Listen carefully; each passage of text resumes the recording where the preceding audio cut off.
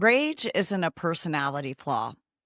It's often a signal that something sacred in you has been crossed and that you're not going to allow it to be crossed. Today, we're talking about the rage that protects and the rage that destroys, because rage has two paths. It can be a medicine or it can be a wildfire. And I want to say this right now, especially if you've been told you're too much, too emotional, or too intense. Your rage doesn't make you bad. Your rage makes you awake. Rage is life force. Rage is boundary. Rage is truth. But when we don't know how to hold it, move it, listen to it, it doesn't disappear. It leaks. It erupts. It turns inward. It turns sideways.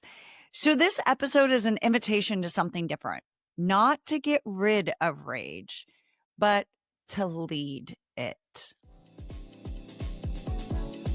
Welcome to Collective Guidance. I'm your host, Charla Goodnight, and I am really grateful you're here with me. If you are listening while you are driving, folding laundry, walking the dog, making dinner, I want you to know this. This space is for you. Real life spirituality, real life healing. And today I want you to hear this topic to your depths. And this topic is rage. This is a topic that we need to stop whispering about, because rage doesn't come from nowhere. Rage is often the sound the soul makes when it's been ignored for too long. So let's go there gently, safely, and honestly. Before we dive in, I want to set a clean container. This episode is not about raging at people. It's about learning how to work with rage in a way that creates clarity and liberation without collateral damage. And I also want to say this with love. If you feel your rage is uncontrollable, if you feel you might hurt someone or someone else, if you're feeling unsafe, please reach out to a therapist, a somatic practitioner, a trusted support person, or local support services. You deserve help that holds you with care and structure, and most of all, love. Okay. Now, for everyone else that's like, I'm not violent, I'm not unsaved, I'm just sitting on a fucking volcano. You may feel that, or you may feel, I don't even feel rage. I just feel exhausted, restful, numb, and sometimes I snap. This episode is for you. Let's put a new definition on rage. Rage isn't just anger. Anger is often a spark. You know, anger is taking the lighter and hitting the switch button. Rage is usually what happens when the spark has been suppressed and shoved down for years. Rage is an accumulation of being dismissed, being minimized, being told to calm down when you're actually telling the truth, being expected to carry too much, being the one who holds everything for everyone, being the nice girl, being the good girl, being the strong one. Nobody likes the strong one. Being the one who swallows your no. I mean, I've done that numerous times. Rage is often the stored no. And I want you to feel how sacred that is, because your no is a boundary. Your no is self-respect. Your no is the part where the truth that lays inside you, that lies inside you. Rage is information. It's a flare in the nervous system that says something is crossed, something is wrong, something needs to change. Okay. I believe that me personally, I believe that there are two paths. One path is the rage that protects. This is rage that becomes clarity. This is rage that becomes a boundary. It's the rage that is the recognition in the moment you stop abandoning yourself for everyone else. This is a rage that says, no, stop. That doesn't work for me. I'm not available for that. Don't speak to me that way. Leave me alone. This is protective rage. That is part of you that loves you enough to defend you and stand up for you. There's a second path of rage, and this is the rage that fucking destroys. This is a rage that takes the wheel and it becomes cruel words, punishing silence, contempt, snapping at people you love, spiraling into shame after, or turning inward into self-betrayal, overworking, overeating, numb, self-hate, shutting down. And here's the key. The destructive path doesn't mean you're broken. It usually means your rage is trapped for so long. It is starving for expression. Rage doesn't want to ruin your life, but rage wants to change your life. It needs leadership. It needs someone to take control and say no more. In my episode with Beth, we talked about rage, and in 2022, Beth really helped me navigate through rage along with some other spiritual guides. Beth says, all women have rage.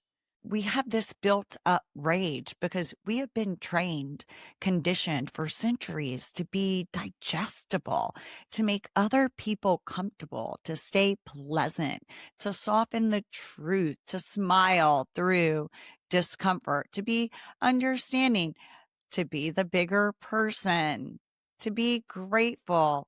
And there's nothing wrong with kindness. I think kindness is sacred. But when kindness becomes a muzzle and when kindness becomes self harm in a way, and when kindness becomes spiritual bypassing, you're not owning the truth, that's when it becomes dangerous because the body knows and the body keeps score. And what you don't express, you store in your body. What you don't release, you will store in your body.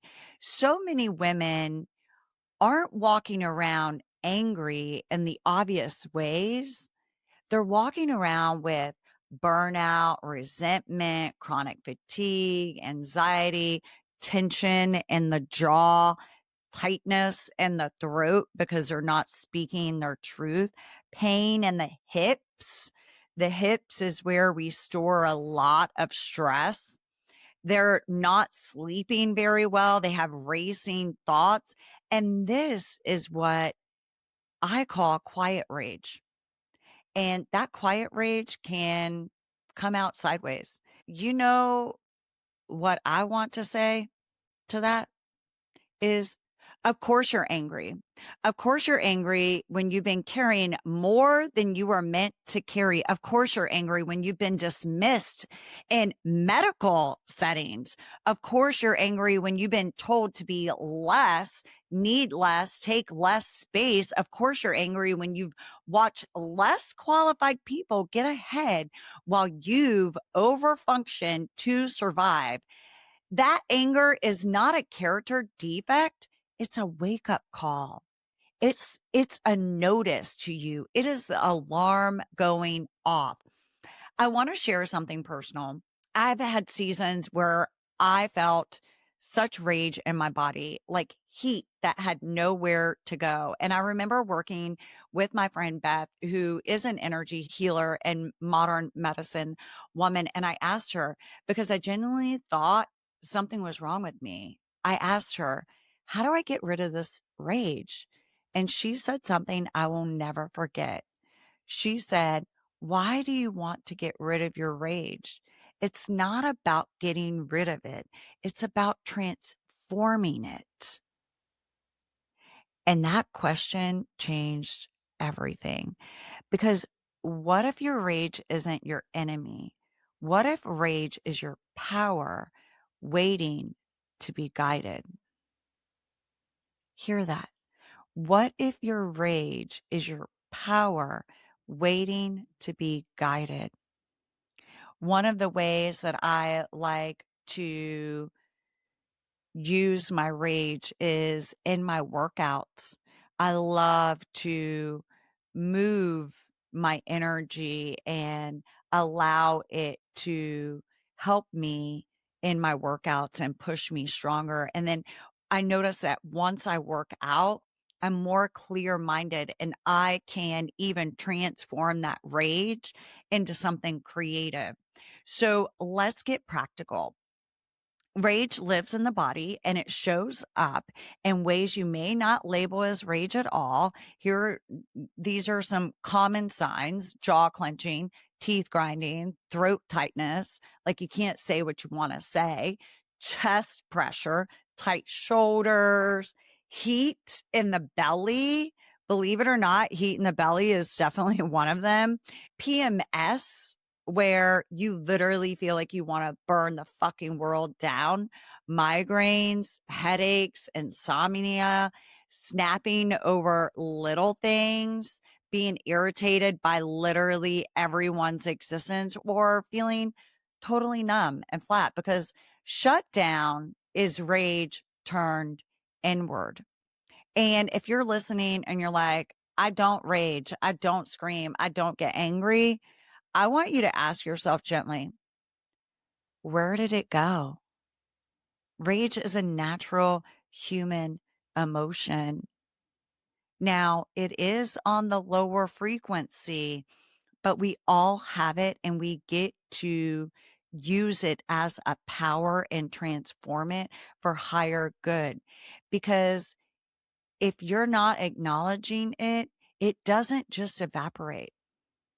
How it can show up is it can become depression symptoms, anxiety symptoms, people pleasing. Sometimes it becomes control. You're trying to control everyone else because you have this rage that you're not acknowledging. It becomes chronic over giving sometimes, where you are just giving and giving and giving. And none of that means that you're wrong. It doesn't mean that you're wrong for having any of that. It just means that your system learned how to survive. So now we're going to give your system a new option. And this is a part I want you to really hear and really say for yourself, because this is what you can do in real life. I call it rage to clarity. And it's 3 steps that you can take. The first one takes about 90 seconds. It is name it. If you can place one hand on your chest, one on your belly, take a slow, deep breath and ask, what am I angry about? What am I angry about? What boundary was crossed? What do I wish I could say? What truth did I swallow? In this practice, you don't have to be polite. You don't have to be spiritual. You don't have to make it pretty. This is you telling the truth to you. This is you telling the truth to you. Step 2 that I like to do is move it. I love to work out because rage is energy. It needs motion. And if you don't want to work out or you can't, you can start with like shaking your arms, shaking your legs and your shoulders and your body. You can take a walk around your house or outside for 5 minutes. I know recently I was having a moment of intense rage and my partner said, "Do you want to go for a walk?" And we went outside and we walked and I just gained so much clarity because I was in nature and it really grounded me. Another thing you can do is put your hands and wrists in cold water, put your face in cold water. You can like make a roar like a tiger. And that, can just like release some energy. It makes your chest vibrate. Yes, I did say just roar like a tiger. um, you can do pillow release where you put a pillow over your face and you just scream, or you punch the pillow safely. The bed method, Beth used this one and she taught me this one about hit the bed with something like a foam bat or a sturdy cushion. And I need to tell you something because this is real life. Once I was just fucking raging and I was so mad and I just could not control I just needed to release. I once used a wooden bat and I took a plastic boogie board outside and I grabbed a wooden bat and I hit it about 3 times and the bat broke. Yep, the bat broke. And not only did it break, it bonked me right in the head. Which, I mean, if that didn't get rid of my rage, I don't know what could have in that moment. But I want you to learn from me. We want to release rage. We don't want a concussion. So yeah, just be careful whatever you're using to release that rage with. The goal is not violence. The goal is discharge. You're letting your nervous system complete the cycle. Complete the cycle. You can even take some deep breaths. The breathing will calm that nervous cycle. Now, rage becomes one of 3 things: a boundary, a conversation, a decision. And we need to ask, what needs to change? What am I no longer available for? What am I willing to do differently starting this week? What truths need to be spoken cleanly? This is leadership. When you can do this, this is complete leadership. You don't have to do it to the other person or to outside of yourself. You can just do it to yourself. All right. Because sometimes when you do it to other people, that will cause them to react. And so what you want to do is you just want to do it to yourself. It's a self-reflection. What am I no longer willing to tolerate or be available for? And then you need to hold the line on that. And here's a line I want you to write down. I love this line so much. I am not here to perform calm. I'm not here to perform calm. I'm here to be truthful and clean. I am here to be truthful and clean. Calm is not the goal. Integrity is the goal. So let's talk about what sacred rage actually looks like in real life. Sacred rage says, I love myself enough to stop abandoning myself. I will not betray myself to keep you comfortable. I can be compassionate and still have boundaries. I can say no and still be spiritual. I can be loving and still be done. Hear that. I can be loving and still be done. Sacred rage is not about destroying people. It's about restoring your truth. It's the fire that burns off the fog. It's the energy that helps you leave what is misaligned behind. It's the moment you stop apologizing for taking up space. And I want to say something that I think a lot of women need to hear again and again. You're allowed to be intense. You're allowed to be direct. You're allowed to be a full human woman. Rage becomes destructive when it's unconscious, when you are saying mean things, when you are not being nice, when you are speaking in absolutes. And rage becomes sacred when it's guided. When you guide your rage, it becomes so sacred. And those that are in the receiving energy of it, they realize that you are putting up a boundary. You're putting up boundaries. So let's seal this. Let's bring this all together.